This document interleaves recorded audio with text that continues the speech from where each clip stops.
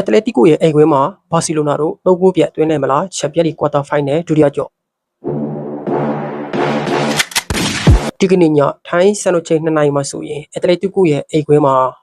ချန်ပီယံလိကွာတာဖိုင်နယ်ဒုတိယကြော့ကိုကစားမယ်ဒီနေ့တင်ကပြီးခဲ့တဲ့တလားတော့ကဆိုရင်စပိန်ကိုပါဒရီဖလာမှာလည်းဆီမီဖိုင်နယ်ပွဲစဉ်အဖြစ်ကစားခဲ့ပြီးပါပြီအဲ့ဒီပွဲစဉ်မှာဆိုရင် Atletico ရဲ့အိမ်ကွင်းမှာဆိုရင်တီကိုက4-0နဲ့နိုင်တယ်ဘာစီလိုနာရဲ့အိမ်ကွင်းနူကန်မှာဆိုရင်ဘာစီလိုနာက3-0နဲ့နိုင်တယ်နှစ်ကြော့ပေါက်ရတဲ့4-3ဆိုတဲ့goal result နဲ့အတူ Atletico တို့က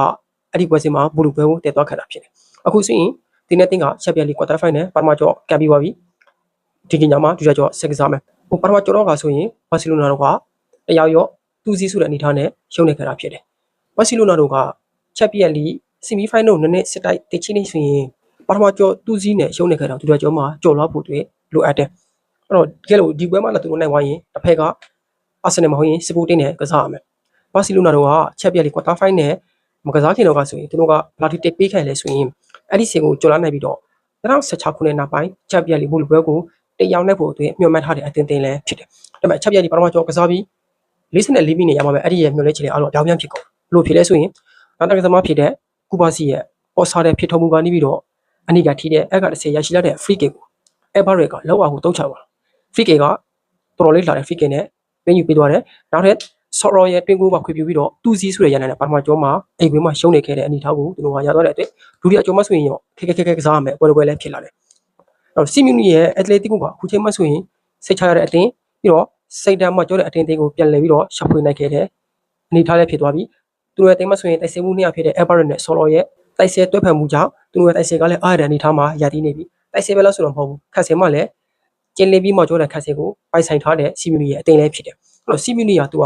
ကစားကွယ်ယူရှိပဲဖူဖူတူမှာဒါပဲဘလော့ပြီးရင်ကောက်တာအထက်ဒါသူရဲ့ပစ်ကိုကစားကွယ်ပဲအခုမှမဟုတ်သူတီကိုတိုင်ခဲ့တဲ့နှစ်ပေါင်းများစွာကလေးသူကဒီကွယ်နဲ့ကစားလာခဲ့တာဖြစ်တယ်တီကိုကဒုတိယကျောကိုဘယ်လောက်ထိအောက်စိုက်ထားလဲဆိုရင်လာလီဂါပွဲစဉ်အဖြစ်စီမီလာနဲ့ပွဲစဉ်မှာကုသမောင်ခါလီလွဲပြီးတော့အကျန်တဲ့ပလေယာအားလုံးအရန်ခဲသုံးလာတာအဲ့တော့သူကချက်ပြက်လီဒုတိယကျောကိုဘယ်လောက်ထိအောက်စိုက်ထားလဲဆိုတော့ကိုမြင်တာနေခဲ့တာဖြစ်တာအစီလူနာကလည်း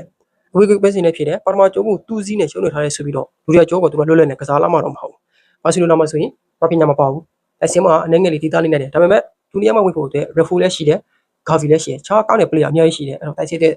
အများကြီးတော့ခောက်တိုင်းနေစရာမလိုဘူးအနီကထိတဲ့ကူပါစီရဲ့နေရာမှာဆိုရင်ဘယ်သူပါဝင်လာနိုင်လဲဆိုရင်အာရိုဂျိုမဟုတ်ရင်ကိုဒီအဲ့ဒီနေရာကတော့တေချာပါဝက်ထင်လာနိုင်တယ်ပြီးတော့ဒုတိယကျော်မှဆိုရင် Atletico ရဲ့အိမ်ကွင်းမှာစီမြူနီကသူ့ရဲ့ဖူတူကစားကွက်နဲ့ထွင်လာမယ်ဟက်စီဖလင်ကလည်းသူ့ရဲ့ကစားကွက်ဖြစ်တဲ့၄နေ3တင်နဲ့ဝက်ထွင်လာဖို့ရှိတယ်ဒါပဲဘလော့ကောက်တာနဲ့အထက်ကိုတွေ့မြင်ရမယ်ပွဲစဉ်တစ်ပွဲလည်းဖြစ်တယ်ကျွန်တော်ရဲ့ prediction နေနေမဲ့ဆိုရင်ဒီပွဲမှာဘာစီလိုနာတို့ကတော့2-1နဲ့အနိုင်ရရှိမယ်လို့တော့ကျွန်တော်